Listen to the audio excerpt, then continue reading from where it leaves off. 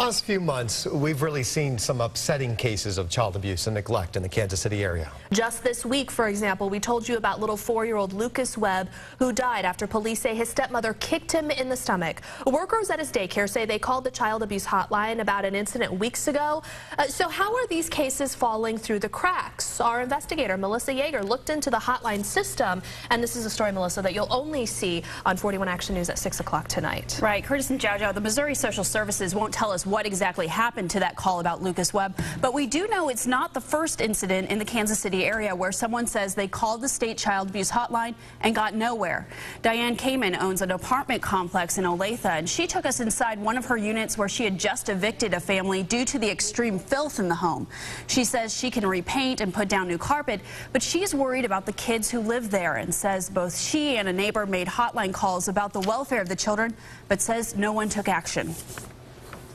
He was left alone overnight, went across the street to another apartment building, was crying, and they reported it to SRS. So actually there were 3 reports on this unit, and they have told me that they closed the file.